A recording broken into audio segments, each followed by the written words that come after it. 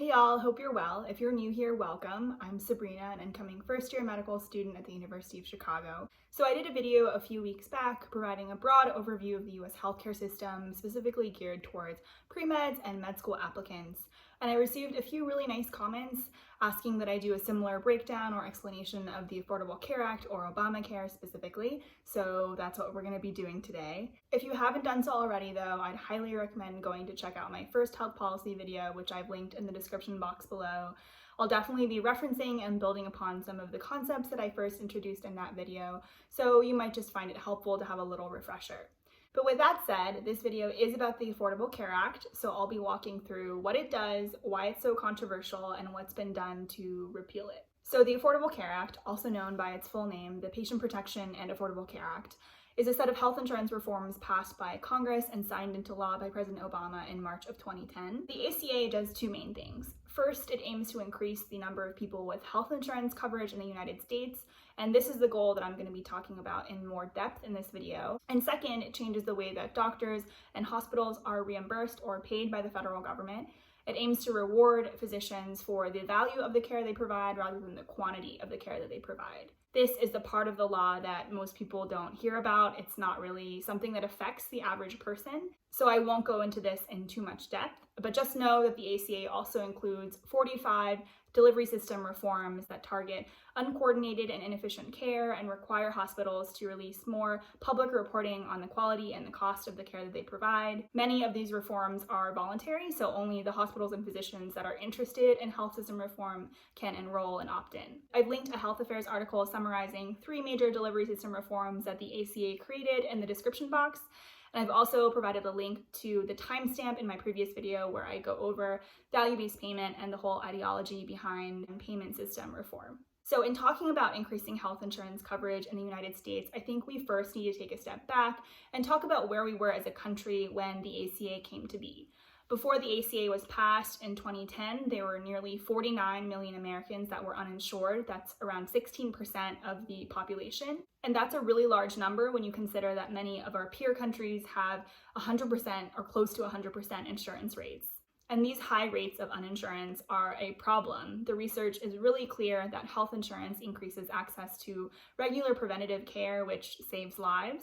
Not to even mention that medical bills can be huge and astronomical, and many people go bankrupt paying them, even if they have the financial support of an insurance company. So the ACA was pretty successful in expanding health insurance coverage in the United States. More than 20 million people gained coverage in the years since it was passed, and the uninsurance rate dropped from 16% in 2010, as I mentioned, to 8.5% in 2018. And you can really see the impact of the ACA in this graph from the Kaiser Family Foundation. In 2013, when a lot of the ACA's provisions came into effect, you see this sharp drop-off in the number of uninsured individuals.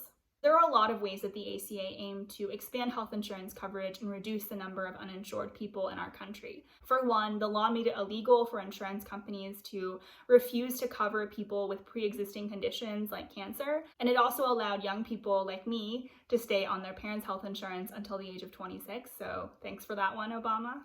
But I want to talk in more depth about 3 specific things that the ACA did to increase health insurance coverage, as these 3 things were the most controversial and received the most pushback out of anything in the law. So first, the ACA required that states expand their Medicaid programs, which, as you'll remember from my first video, is a government-run health insurance program for low-income Americans administered through a state and federal partnership. I'll just note really quickly here that though Medicaid expansion was originally a requirement in the ACA, this was later struck down by the Supreme Court, and states can now opt in and decide whether they want to expand Medicaid. They're no longer required to do so. But more on that later when I talk about the legal challenges to the ACA.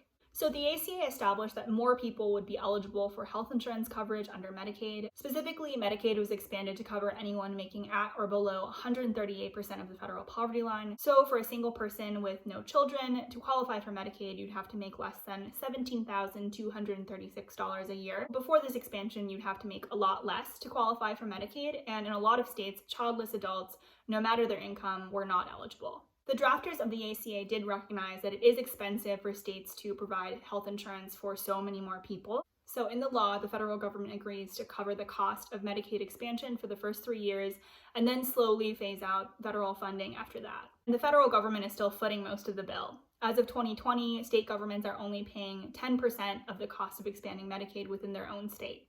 Second, in addition to expanding Medicaid, the ACA established penalties for large employers that do not provide health insurance for their employees.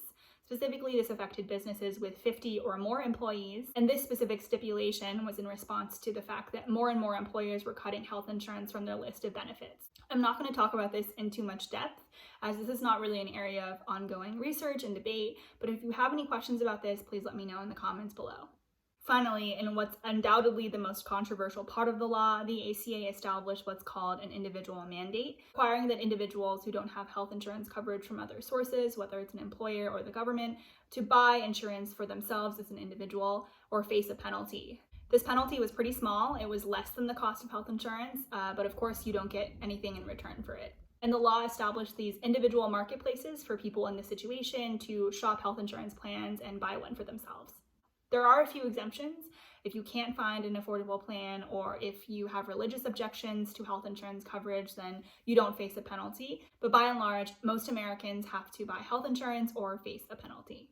This provision mostly exists to encourage people who are young and healthy, who wouldn't otherwise buy health insurance, to sign up and keep premium payments low. Remember, before the ACA, insurance companies could just refuse to cover people with pre-existing conditions or charge them much more than the average healthy person. People with pre-existing conditions, people who are chronically ill, are the ones who use healthcare the most, so they're the most expensive from the point of view of the health insurance company. So a lot of health economists believe that to offset the cost of adding more sick people, you would also need to add more healthy people to the pool to make sure that premiums weren't incredibly high for everybody. If you're still a little confused by this concept, I've linked to a really great video by Vox in the description box below. It has graphics, it's really great. I'll just note really quickly here that even though the individual mandate is technically still in place, as of January 2019, Congress set the penalty to $0, so it's effectively gone. So let's move on to talking about why the ACA is so controversial. Amongst the general public, there were a few more personal frustrations. Healthcare.gov, the website that set up those individual marketplaces for people to buy health insurance plans, was broken on day one. And despite Obama's promise that you could keep your healthcare plan and your doctor no matter what, insurance companies and doctors can change their plans at any time. They can drop policies, they can change networks, and some of them definitely did, considering this was such a big overhaul of the US healthcare system. So some people definitely saw premium jumps or had to change physicians. But the biggest objection to the ACA was cost. America is a very individualistic country. People, businesses, state governments, they all do not like being told what to do, especially if they have to pay for it, even if it's good for public health. You can definitely see this now with COVID-19 too, with people refusing to wear masks or comply by social distancing guidelines, but that's all I'll say about that.